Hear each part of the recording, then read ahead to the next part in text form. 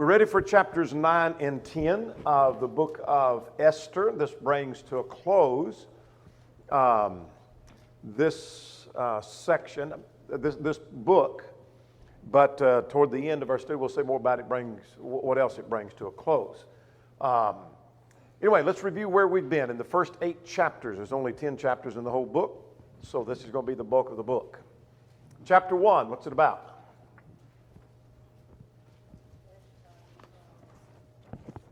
All right, Vashti is dethroned and deposed as queen. Chapter 2. Yeah, Esther is chosen and becomes queen. Very good. Chapter 3. Yeah, Haman had this plot to kill the Jews, and so we're going to see how that goes as we go further. Chapter 4.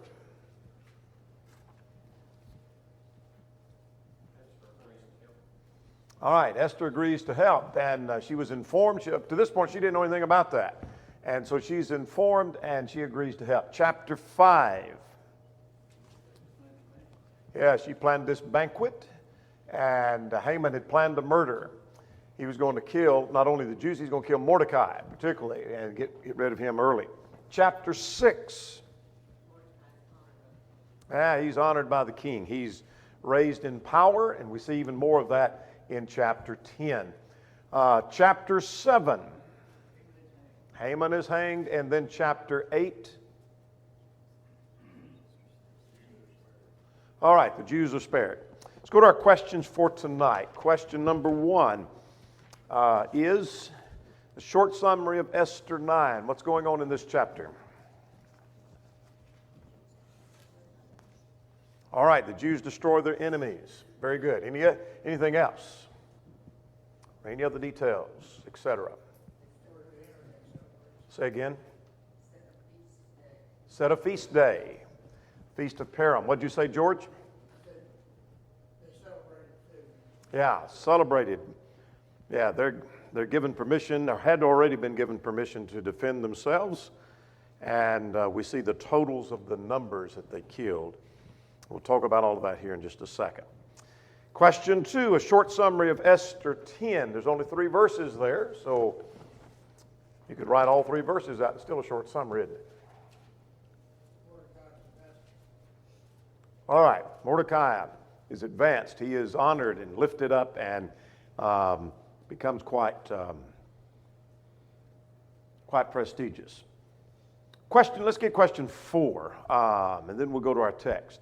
Question number 4, how many of their enemies did the Jews kill? Say again. 75,000. That was in the provinces, and then in Susa or Shushan, which is the same place,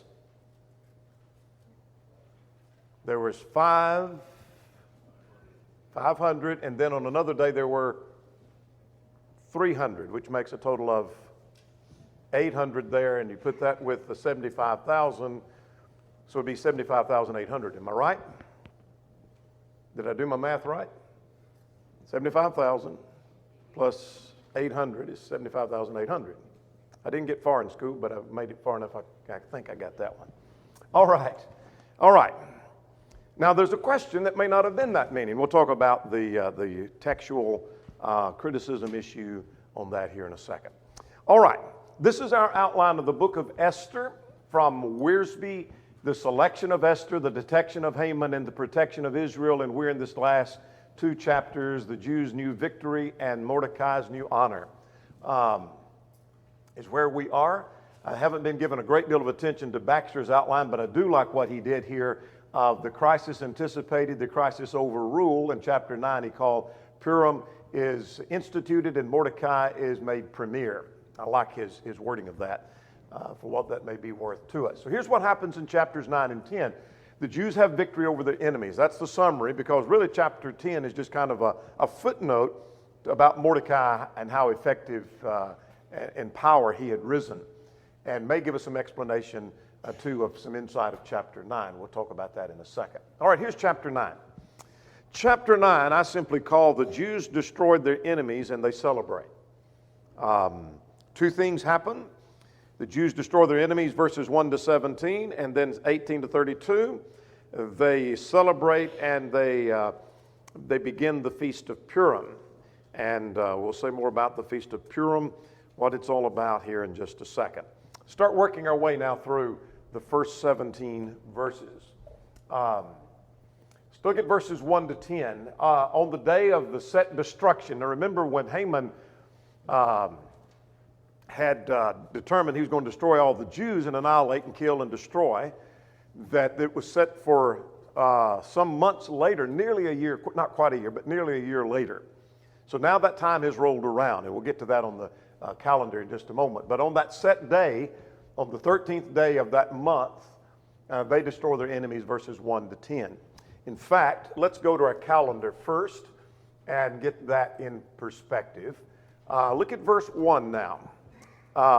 Verse 1, that in the 12th month, that is the month of Adar, on the 13th day, the time came for the king's command and decree to be executed. Now we'll come back to the rest of that verse in a moment.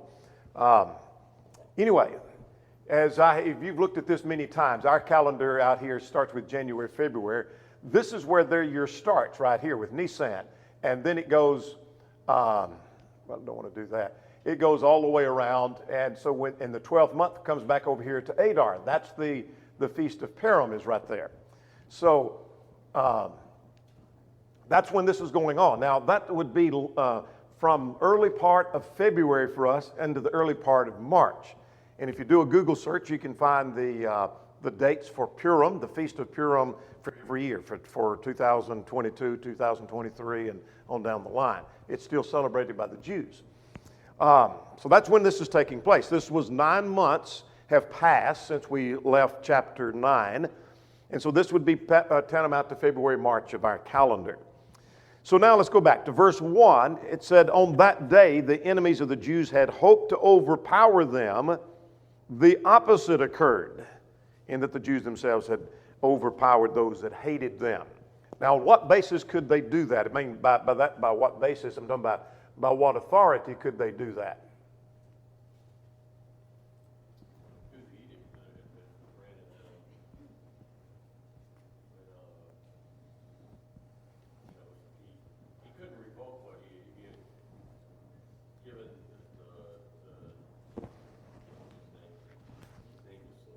Haman. Yeah. So he made a new edict saying that the Jews could defend themselves.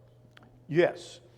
In fact, we saw that in chapter 8 back here, that they were given after Haman is hanged, the problem hadn't been solved. You remember last week. And as Tom just said, they couldn't change the first edict, but now they can issue another one that they could defend themselves. So be that as it may, look at let's start at verse 2. Let's work our way through verse 10. So the Jews gathered together in their cities throughout all the provinces. Now, back earlier in chapter 9, they forgot the phrase I'm looking for here, but in essence, they had time to prepare. We talked about that last week. Well, part of the preparation is they're not going to be caught off guard, and I find this interesting here at verse 2, that they gathered together in their cities. In other words, they're not, on that day, they're not all deciding we're going to go out to our fields and we're going to work, or we'll go about our individual business. But there was protection and safety in gathering together. Does that make sense? And so there's some application of that I'm sure we can make, and we may take time to do that a little bit later. But they gathered together. That's part of their protection group. There's power in numbers. Throughout all the province of King Ahasuerus to lay hands on those that sought them harm. Now this is an interesting phrase at verse 2, and no one could withstand them. Why? What's the text say? Because fear of them fell on all the people. What does that mean?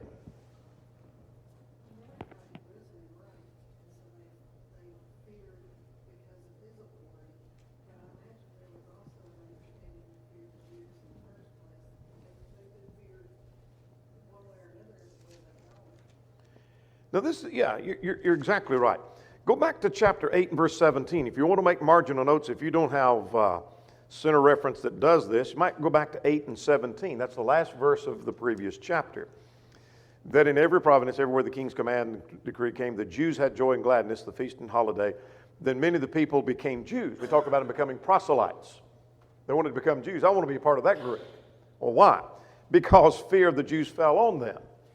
They're beginning to realize from the edict or from the command that the king had given that things are falling in favor with the Jews. I want to be a Jew.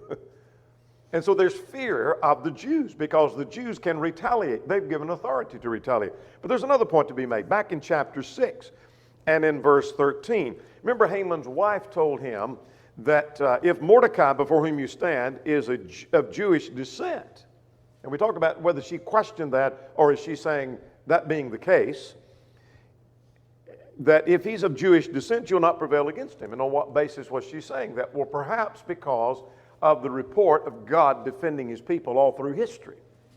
Would be the only basis that we could think of that she may have some insight. So fear of the Jews is falling on the people. And so they can't prevail against them.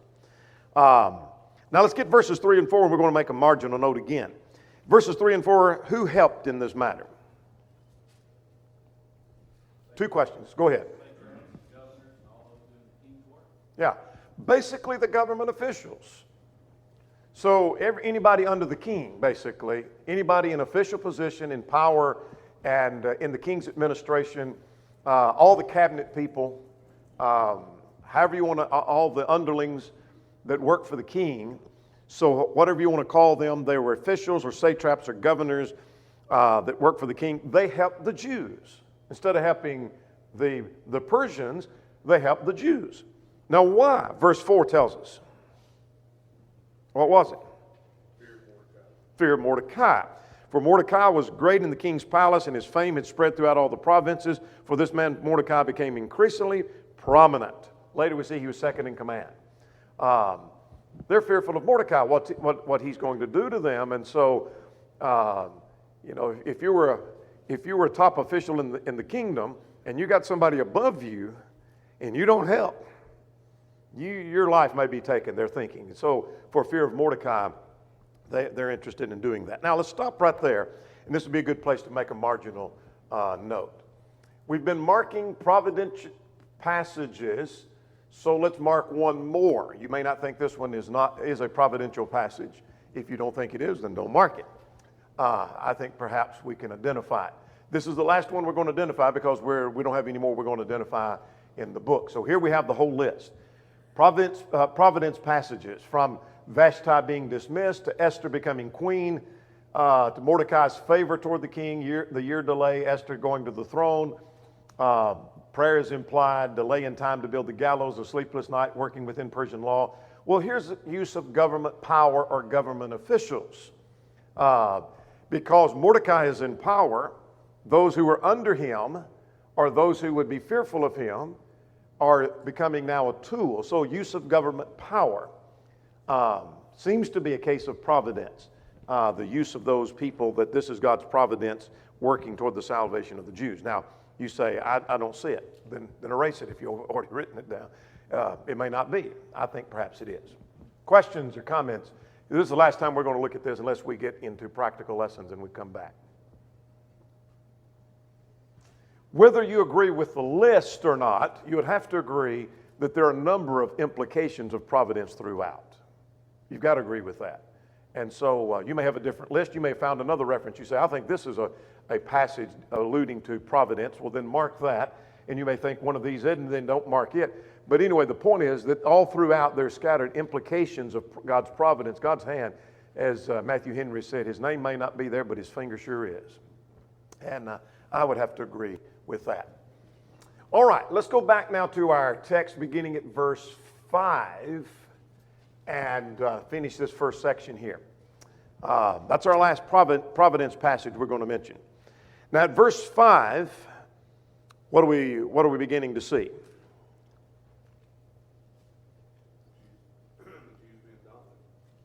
Yeah, they dominated, they defeated their enemies with the stroke of the sword, with slaughter, with destruction, and did what they pleased with those that hated them. Now we begin to get a list. At Shushan, Your translation may say Susa, same city. It was the capital of Persia. The citadel or the palace, same reference. In other words, in the palace area. In other words, in the capital city where the palace was, that's basically what it's saying, the Jews killed and destroyed how many? 500 men. Now, verse 10, let's skip verse 7 and 8 because we'll come back and identify something at verse 10. What happens at verse 10? The sons of Haman were killed. Now, verses 7 and 8 identifies who they were. So here are the 10 sons of Haman. So Haman's, here's a practical lesson if you don't have one listed at the last question. But Haman's sin brings consequence, not guilt, upon his own children. Here his children are suffering because of his sin. And so that's the idea of Exodus 20 that talks about visiting the sin into the third and the fourth generation. This is certainly being visited. The consequence of sin goes on. Not the guilt, but the consequence goes on. So the 10 sons are identified and they were killed. But now here's an interesting statement. But they did not lay hands to plunder. What does that mean? And I know it means they didn't go in and take the spoil. I got that. But what do we learn from that? Say again. All right, showing respect for the king. That's true.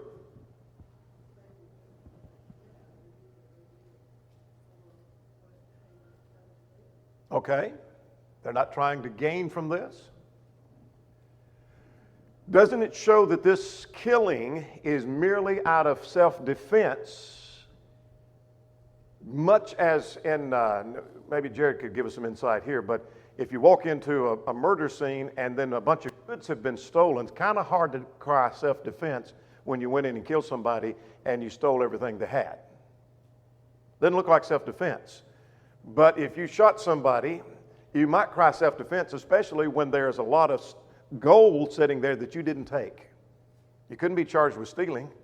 That wasn't the motive. Does that make sense? That it shows that they were purely after self-defense. They're not interested in the plunder. Haman was interested in the plunder, wasn't he? And I think if my understanding is right or my guess is right, he was planning on taking it from the Jews when he killed them. They're not going to take it from the Persians. And we see that statement again. That must have been an important statement because God repeats that again here in just a moment. Now that gets us through verse 10, that on that day they destroyed the enemies. It was the exact opposite of what was supposed to take place. It didn't go like they planned. Questions or comments?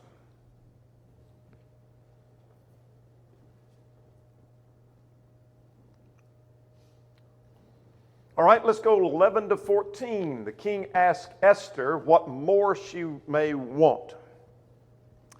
Now this is interesting because earlier in the process, she was a little fearful to go before the king and make a request. Now he's coming to her. That's interesting of the progress that has been made of his interest in helping out the Jews. But anyway, on that day, the number of those that were killed in Shushan and the citadel was brought before the king. In other words, they came and reported to him 500 had been killed. So then what did the king say? Verse 12. Yeah, I've got a report. 500 have been killed of those that were set out to be enemies. I'm paraphrasing, of course. And what else what's been, he first asked, what else has been done in the provinces? That's what's going on in the city of Shushan or Susa. What's going on in the rest of the provinces scattered throughout Persia? What's going on there? And what else do you want? What further shall be done? And it will be done for you. So her answer was, yeah, let's repeat again tomorrow what was done today. Let's do it again tomorrow according to today's decree, and let Haman's 10 sons be hanged in the gallows. Now they've been killed, and there is some conjecture here. Reckon what she wants to hang them for.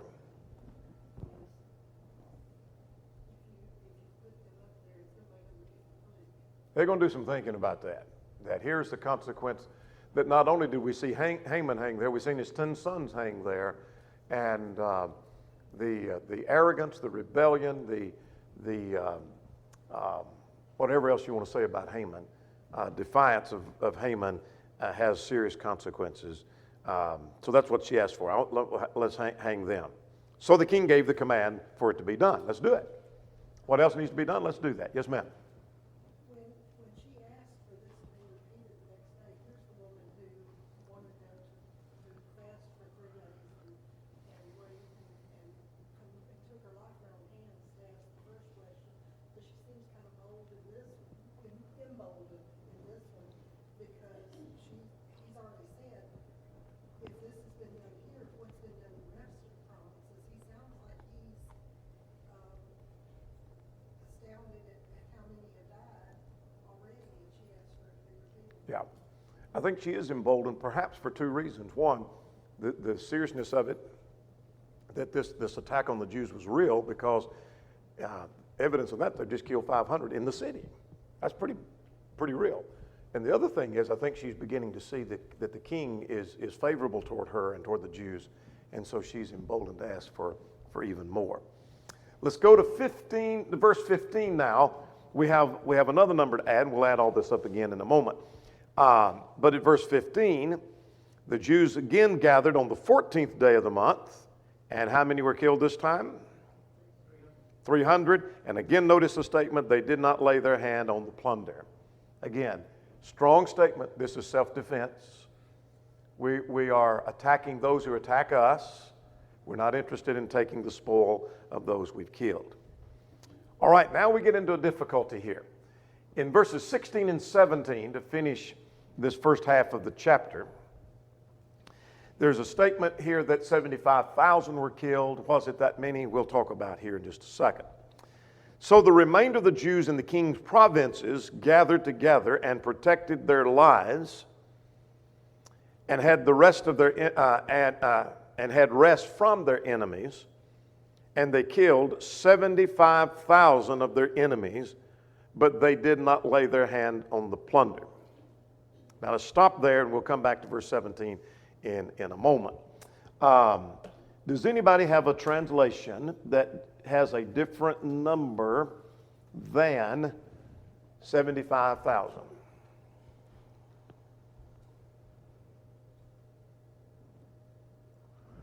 All your translations probably are going to have 75,000.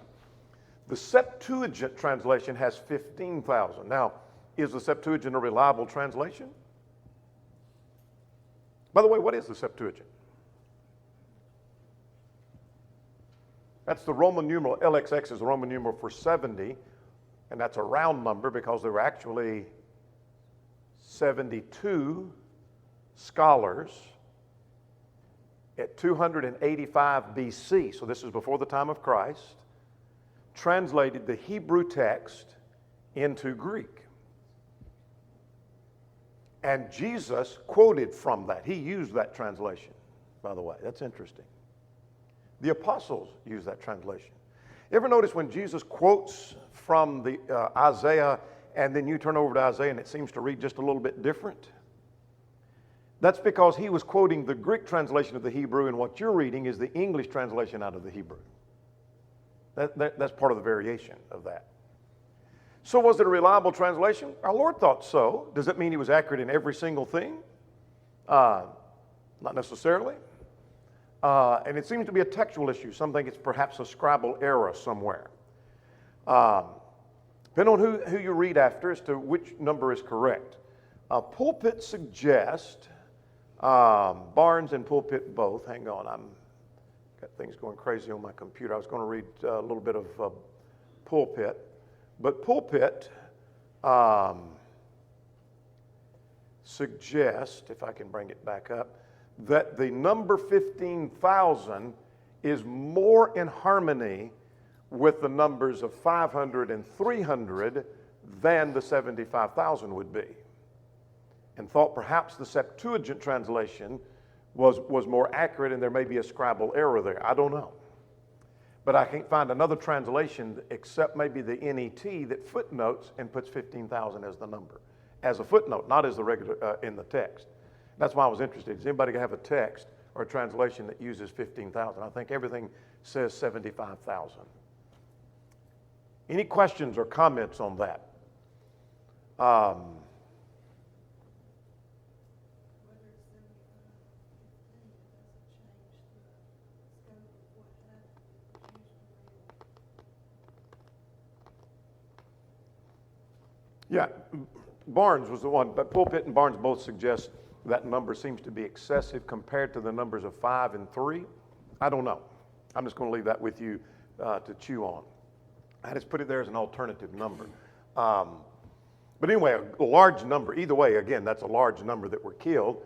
So perhaps let's just take our text as it's worded in the King James, New King James American Standard, English Standard, 75,000, and just forget the Septuagint. That'd be 75,800 that have been killed. That's a large sum. Even 15,800 is a large sum. The 75,000 is more that were killed in the Vietnam War, wasn't it? Wasn't it 57,000? 58,000. I knew I was close. So that's more than was killed in the Vietnam War, if that number be correct. Large slaughter of people. Now, let's go to verse 17 to finish that section up. This was on the 13th day, so what happened on the 14th day? They rested and they celebrated. Now, any questions before we move further? All right, now let's talk about their celebration and what takes place here in verses 18 to 32. The Jews celebrate for 2 days in verses 18 and 19. The Jews that were in Shushan, or that is Susa, your translation may say, they assembled together on the 13th day as well as on the 14th day, and then on the 15th day they had feasting and gladness, the text says.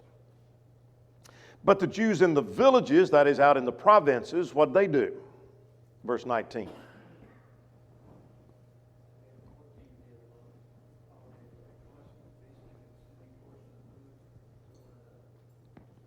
All right. Yes, they had, they just killed for 1 day, defended themselves for 1 day, and then they celebrate on the 14th day. There was no authorization for them to continue on the next day. And notice there was gladness and feasting and a holiday and for sending presents to one another. In other words, a celebration of a great day. I'm going to come back to those 2 days here in just a second. But let's go on and get this feast of Purim being established in verses 20 to 32. Now, at verse 20, what does Mordecai do?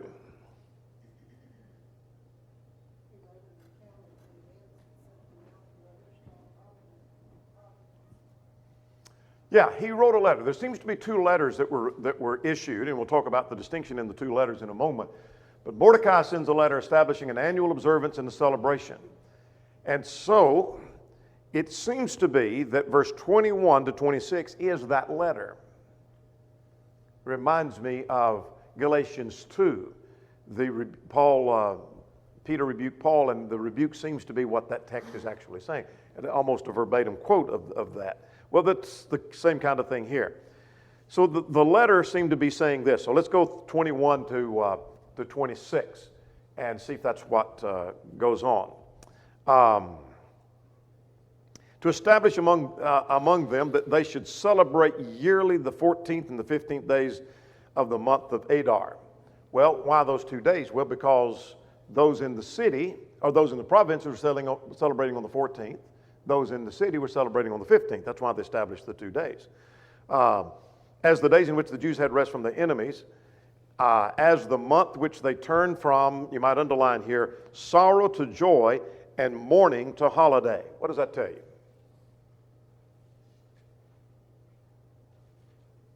When the decree went out in chapter 8, they had celebration because of the decree. But that's not the day they're remembering. They're remembering the actual day when sorrow turned to joy. Does that make sense? This is the actual day in which it turned. And that is, here was the day in which we killed our enemies. And so our sorrow now has turned to joy. Our mourning has turned to holiday. That is, as we talked about in chapter, a good day, some translations will say, back in chapter 8 and verse 17. So a mourning day to a good day, or a sad day to a good day, or a sorrow day to a joyous day. That they should make them days of feasting and joy and sending presents to one another and gifts for the poor. So this was part of the decree that Mordecai is sending out. What we're going to do on these 2 days is we're going to feast, we're going to celebrate, we're going to give gifts to one another, and we're going to give some things to the poor. Now, verse 23, what do you see?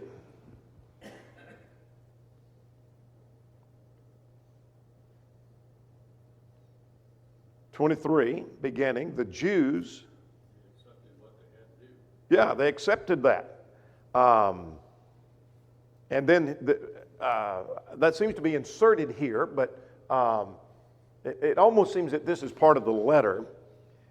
Continuing on, verse 24, because Haman had plotted against them, and that he had cast Pur, that is Lot, to consume and destroy them. And then here's the retelling of the story. That seems to me to be part of the letter, that the letter went out saying, you're going to celebrate, and here's kind of the history behind that. Here's what went on. Here's what Haman tried to do. Here was Esther's plan, and that was devised to turn things around, and it returned upon his own head and his sons, and they were hanged in the gallows. Now, verse 26 seems to close that out. So they called the days Purim after the name Pur, that is Lot, because he cast Lot, and it happened to land 13 months ahead, or nearly a year ahead, that it landed on the month of Adar. He is casting lots. They called this feast Purim. Some suggest it was not in honor of that so much, but the name Purim was in derision of that, ridiculing he chose the date and it didn't work out. I don't know. You think about that. I'll pass that on for what it may be worth. Now notice the reference. Here's what I was getting to, that because all these words of this letter, that makes me think this is the quotation from the letter itself. That because of the words of this letter, what they had seen concerning this matter, what had happened to them. So here's the letter that was sent out. So whether that's the exact quotation of that or that's a summary of that letter, that seems to tell us what the letter was all about. He sent a letter throughout all the province, and the Jews accepted it, the text said. Let's go on and get 27 and 28, and we'll stop for questions and comments, because 27 and 28 will finish that thought. So the Jews established and imposed it upon themselves that they should join without fail and celebrate these 2 days every year, according to the written instructions. Now, what evidence could we cite that this was not only accepted by all the Jews in Persia, where the letter went, but it became accepted by the Jews in Jerusalem as well, and anywhere else?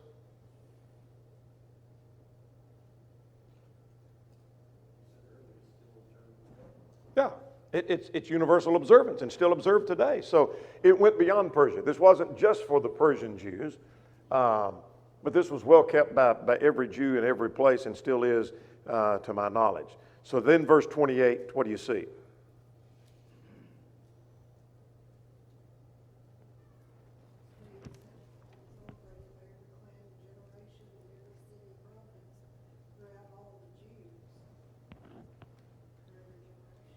All right. So in other words, this observance was well established. It went abroad to every Jew, every place. And this is interesting, that the memory of them should not perish among their descendants. What does that mean?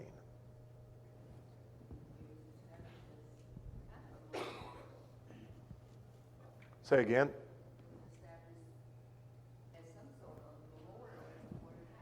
Yes, lest they forget. And that's what memorials are about, aren't they? Lest we forget. We'll say more about that if time permits here in a moment. So let's finish the chapter now. We have Queen Esther confirms the feast day with a second letter. So what happens in 29 to 32?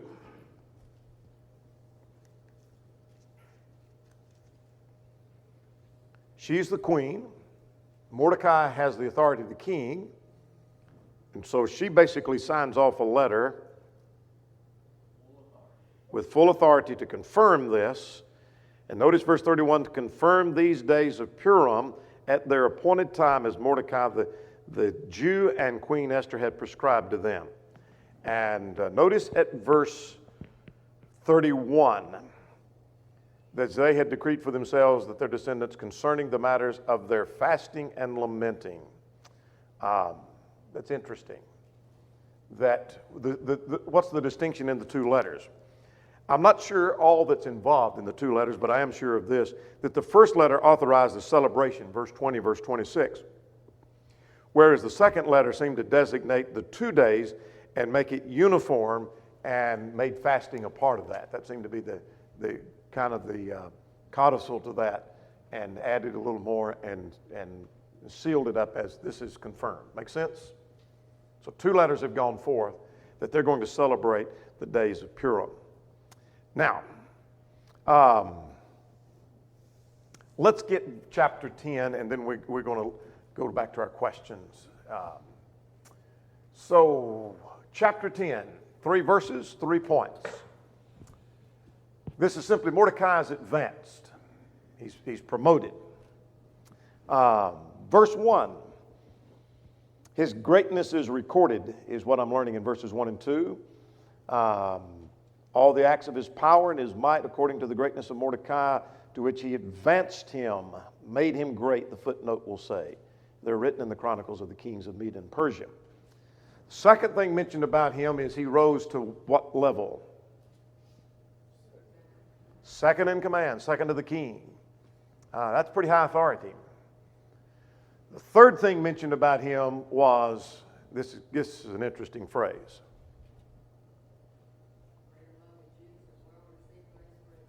He was well received.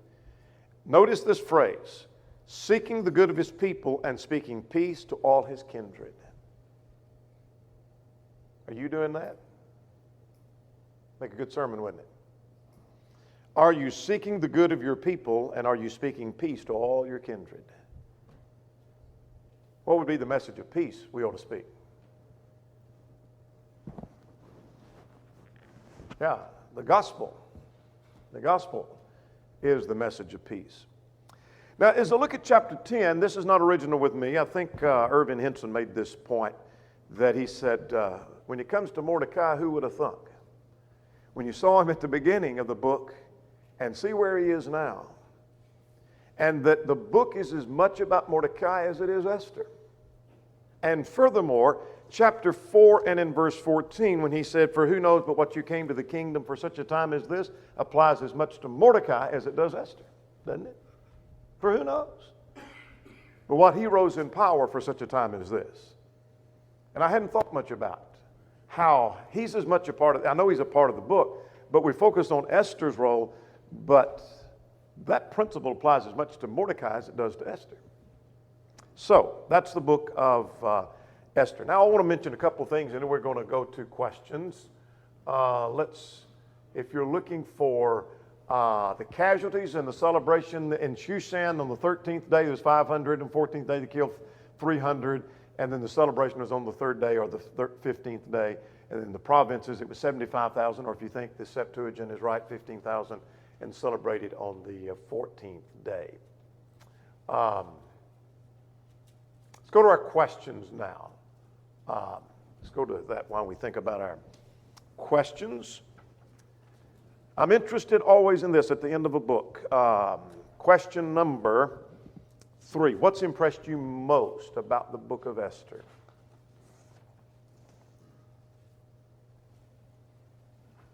I just think about the stand that Mordecai took. He never bowed down to the pressure.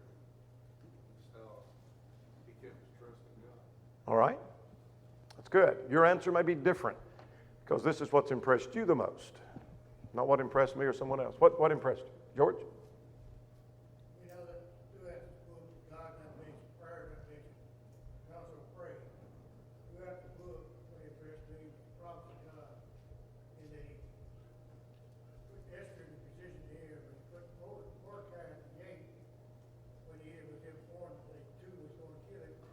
This brought him up and got her. And Haman, although his plot failed, then we see throughout this book the promise of God and protecting his people as well. Very good. Very good. What else? Time for one or two more. What's impressed you the most? How God takes care of his people and how he's recognized. Mordecai recognized him when he told Esther, you may not be the one, but God will deliver his people. And Haman's wife recognized that God took care of the Jews. Yeah. That's a good point. Very good point. One writer said, Ahasuerus or Xerxes, same king, ruled, but God overruled. I like that. What else impressed you the most? Let's get one more. God always had a way to rescue his people through providence. This reminds me of Joseph in the land of Egypt, Yeah. who became second in command to Pharaoh. And here we see Mordecai becoming second in command to the king of Persia to save the people that through the lineage whom Christ came. Yeah, good parallel. Very good parallel. Yeah, and both were cases of providence. Let's go to question 7. We've got a couple of minutes to go, so practical things from this lesson you take home with you. What do you take home?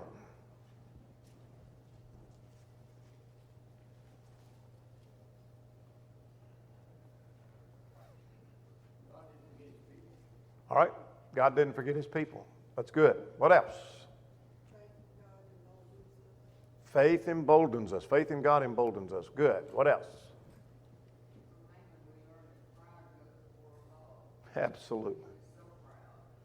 Absolutely. He did. Come together. Yeah. And if they'd have dispersed, acting on their own, it wouldn't have worked. I think that's why a lot of fear struck the other people. They might not have realized how many Jews there were and how strong they were in number. Until they come together. Started coming together. Good point. Good point. Here's one. Let me throw one in. The feast, the celebration feast, was remembering victory. And we have a celebration feast that celebrates our victory, the Lord's Supper, does it not? This was lest they forget. That is lest we forget as well. In other words, we should never, ever have a reason that we forget about the blood of Jesus Christ, because we ought to be remembering it every Lord's Day. So you may say, it's been a long time since we've studied on the blood. Last time you should have been thinking on the blood was last Sunday, if not since then. If you wasn't thinking on it Sunday, then something's wrong. Would have been thinking about the blood, sacrifice that he made. What else? Practical. Thank God every day for what he's done. Absolutely. God's in control. I see that all through the book. That's part of the thing of providence. Got time for 2 or 3 more here. What did you take home with you? I'm always impressed by these men that were Jewish that worked for these corrupt governments who take second in command, because they still did what was right. It wasn't, they didn't corrupt themselves, but they followed God's command, rose to power to help their people. Yeah. It wasn't a personal journey. It was a journey to do the will of God. You're absolutely right. Very good. Anything else?